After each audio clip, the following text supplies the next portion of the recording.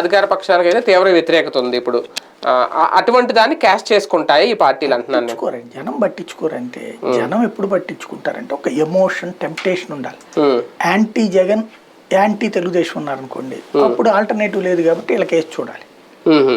వైసీపీకి ఆల్టర్నేటివ్ తెలుగుదేశం, జనసేన కూటమి ఉంది, వీళ్ళిద్దరికి ఆల్టర్నేటివ్గా వైసీపీ ఉంది.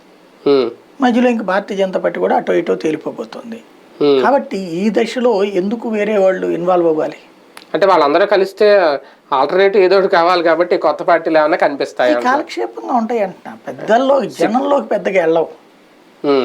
పవన్ కళ్యాణ్ కంటే పెద్ద తోపేం కాదు కదా ఆయన. అంత చరిస్మాటిక్ లీడర్కే 6% ఓట్లు వస్తే ఇప్పుడు ఈయనకి అర్జెంటుగా 10% ఓట్లు వేసేవాడు ఎవడు? ఆ స్థాయి ఉందా? ప్రాక్టికల్ గా మనిషి మంచోడే. అధికారికంగా చలాయించడం వేరు, అధికారాన్ని, రాజకీయం వేరు.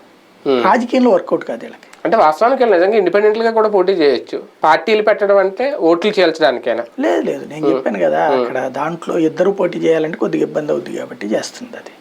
ఈయన కూడా అంటే ఎల్వి సుబ్రహ్మణ్యం గారికి ఎందుకు సడన్ గా పార్టీ పెట్టాలని ప్రచారంలోకి రావడం కోసం, ఆయన ప్రచారంతో పాటుగా పెన్షనర్ల ఇష్యూస్ ప్రచారంలోకి రావడం కోసం చేసినటువంటిది.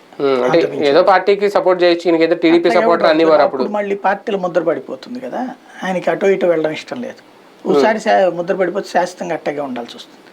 కాబట్టి న్యూట్రల్గా ఉంటే తర్వాత రేపు గవర్నమెంట్ మారినప్పుడు ఏదో ఒక ఆపర్చునిటీ తీసుకోవచ్చు, అది ఎవరు వస్తే వాళ్ళతో.